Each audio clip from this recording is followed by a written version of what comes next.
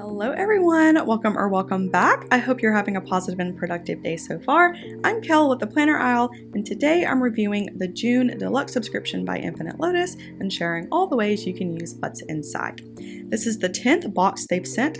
Last month we got more of a spring theme, so I'd imagine this one will feel a lot more like summer. I've been super pleased with their boxes so far. They've done such a great job balancing function with decor while still keeping the overall contents super sleek and minimal, so my expectations for June are high. Make sure to stick around until the end for my final thoughts, and if you like this video, hit that like and subscribe button. I do these detailed reviews every month so you can decide if the subscription is the right one for you. As always, feel free to leave me a comment below with any questions and let me know if there's any topics you'd like for me to include in my next video. Without further ado, let's hop in.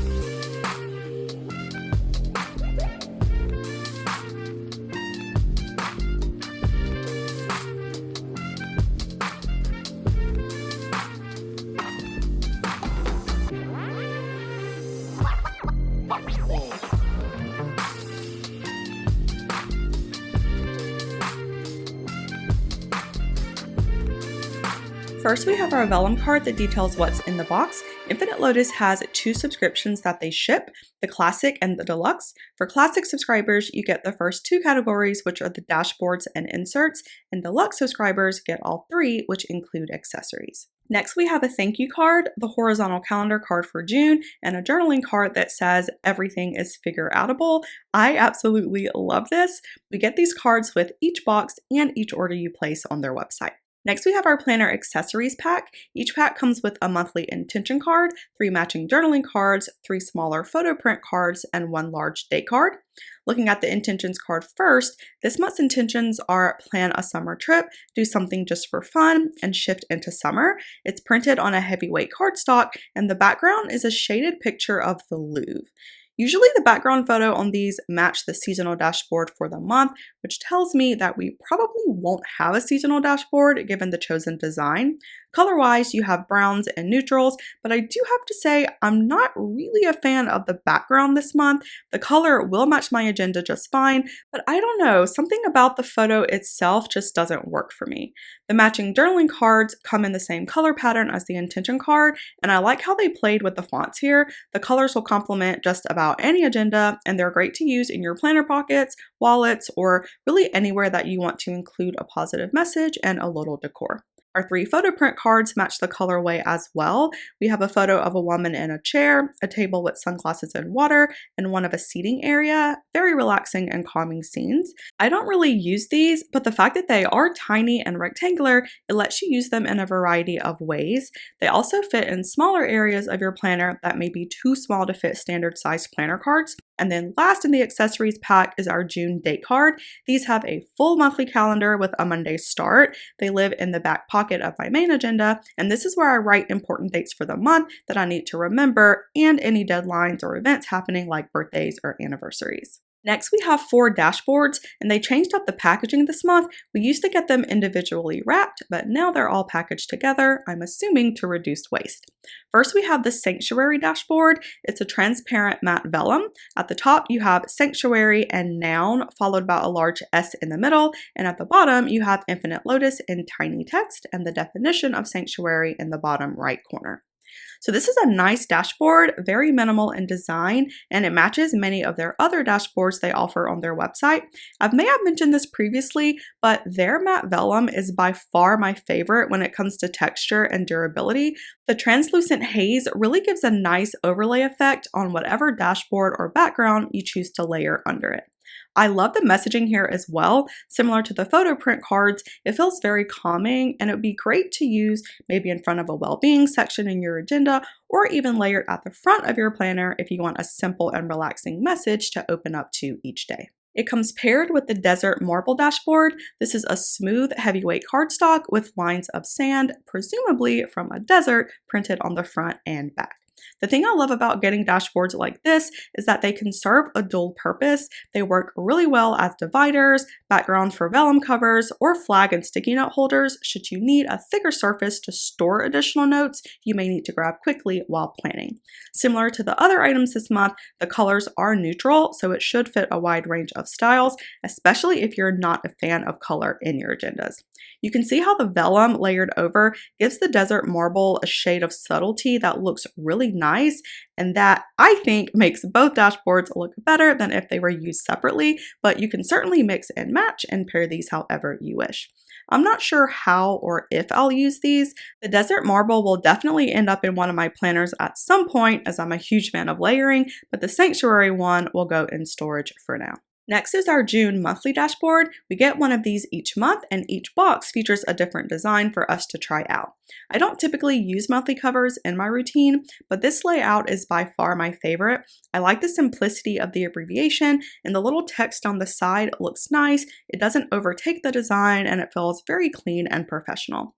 It comes paired with the Louvre Arches dashboard, and this matches the background of our intentions card, just slightly brighter. It's printed on heavyweight cardstock, and similar to the desert marble, it's double-sided as well. So I touched on this a little bit earlier, but I'm not a huge fan of the design here. I love the idea of having a photograph of the Louvre. It's such a beautiful museum, and it's been on my bucket list for a while to visit. I'm not sure if it's the architecture and pattern of the ceiling, or maybe the lack of color here, but it feels kind of cluttered. Maybe if the camera panned out a little so you have more visual interest, or maybe if the color adjustment had a bit more depth than the beige shade that's happening, it wouldn't look as busy, but it's just not landing for me personally. This is also much different from the typical seasonal dashboards they've been sending. With the exception of the March box, all of the other boxes have included a dashboard that fit the feel of the month. Here's a few as examples. I always use these in the front of my planner along with the intention card, and it's been one of my favorite things about the subscription. I'm not sure if this is intended to be a seasonal dashboard or not. It does fit the theme of travel and summer to some extent, with the Louvre in Paris being one of the most famous art museums in the world, but it's not what I expected when thinking about June. In my head, I was envisioning like a beach or ocean or maybe a sunlit theme or something. This isn't a bad dashboard by any means, and people will like it, but for me, there's just so much intricate detail in the ceiling that in print, it feels way too busy for me. In person though, I'm sure it's absolutely stunning. I love museums. I used to work in one a while back, so hopefully I'll be able to visit soon. For me, the dashboard is a pass, but I'd love to hear what y'all think of this. If you love it, hate it, or fall somewhere in between, let me know in the comments. Next, we have our monthly inserts. Each month they send 4 for us to try, and similar to the dashboards, all of the inserts are packaged together. This month, our inserts are packing list, 100-day challenge, meeting notes, and 1 line a day. So looking at the packing list inserts first, there's 15 sheets total. On the front, you have a field to list your destination, the date, a place to list the number of days and nights you're staying, a field to list activities and the weather, and then underneath you have 5 checklists, 5 lines to list and check off your essentials, 5 lines for technology, 6 lines for travel documents, 7 lines for medication, and 15 lines for your toiletries. And then flipping over, on the back, you have 3 additional sections, 16 lines for clothing, 7 for shoes, 7 for accessories, 2 blank sections for you to list miscellaneous items, and then 3 lines for notes at the bottom. So this is a very structured packing list. It covers just about every category of item you may need to take with you when traveling, whether for business or pleasure. I usually don't like inserts that are super structured, but lists like these are an exception. Because traveling involves tracking so many things, the more structured your layout is, the better organized you are for your trip, and you're less likely to forget something. The other thing I like about this insert is it helps you remember what you brought in case something gets lost. So if you're bringing multiple electronics and chargers and things, it's easy to forget if you packed something specific or not, so it's nice to have this as a list to reference. It's also a good way to help reduce the amount you're taking on a trip, especially if you have limited space, or if, for instance, you can only take a carry-on. You can almost pre-plan your list around what fits so you aren't scrambling at the last minute trying to make space. I really like these. They're super practical to have and a perfect insert for June. It is travel season, so these will definitely come in handy. I don't have any immediate travel plans, but as many of you know, I am moving to Vancouver and will likely have a few trips before the final move, so these will certainly be in use soon. Great inserts, a functional layout, and a solid addition for the June box. Next, we have the 100-day challenge inserts. There's 15 sheets front and back, so 30 pages total. At the top, you have a space to write your goal, the start date, the date you completed it, and the reward once you do, followed by 100 numbered blocks for you to chart your progress. So I love everything about these inserts, the layout, the size of the boxes, the number of sheets we get, and the plethora of ways you can use these. These are great for habit tracking, to content creation, to budget tracking, and everything in between. A lot of people use these for fitness goals since there's a ton of pre-made 100-day programs and apps that are already formatted in 100-day increments. So for example, there's 100-day step trackers or ab challenges. I've seen 100-day cardio plans and workout routines. There's several apps that target specific fitness or well-being goals like Couch to 5K or Noom, where you can create individualized plans for a specific number of days and it creates that routine for you. You can use it to track water, weight, mood, and just about any other wellness area you would like to target. Another way a lot of people use these is for general habit tracking, whether you're building a habit or breaking one. So as an example, maybe you're trying to journal more or sleep more. You could use these to monitor and track your progress. On the opposite side, maybe you're trying to break a habit like smoke less or reduce the amount of soda or junk food you consume. These would be great for that as well. Maybe you're a content creator and you're trying to do a challenge where you post something every day for 100 days to study engagement or other metrics. You could use this to mark how often and what platform you use and the number of hits you receive on each post. We're nearing the end of spring, so maybe you're trying to minimize clutter in your home. You can use this as a declutter challenge and remove one item a day that you no longer use, or do a digital declutter to help clean up your emails or photos or apps on your devices that are taking up space. For me, I'm going to use these in my budget planner. I plan on using the front as a savings tracker for my move and the back for my no spend challenge. I am moving to Vancouver and it's incredibly expensive, especially if I decide to ship my car or have any personal items shipped. International movers charge by distance, and with New Orleans to Vancouver being a little over 2,700 miles, to say I'll be paying an arm and a leg is an understatement. You can also use this to track expenses or as a debt tracker, or if you're trying to learn a new skill, or maybe you want to increase how much reading you do, you can use this to log the number of days you study or read a little bit each day to help you stay consistent. As far as filling the spaces in, you can use dot markers, highlighters, dot stickers, or just a good old-fashioned pen and fill in the spaces with whatever pattern you want. The squares are big enough that if you wanted to write something in each box instead of using a dot or symbol, you can do that as well. This is such a great insert with a ton of uses. I feel like every single person can find a use for these. Excellent layout, and I can't wait to use them. Next, we have a set of meeting note inserts. There's 15 sheets total. On the front, you have a space to list your topic and then an area underneath to write the date, start and end time, location, and 3 lines to list attendees.